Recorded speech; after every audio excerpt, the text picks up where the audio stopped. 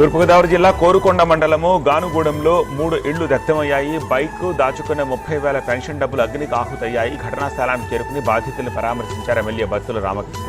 10,000 ఆర్థిక సాయంతో పాటు బట్టలు అందజేశారు ఎమ్మెల్యే.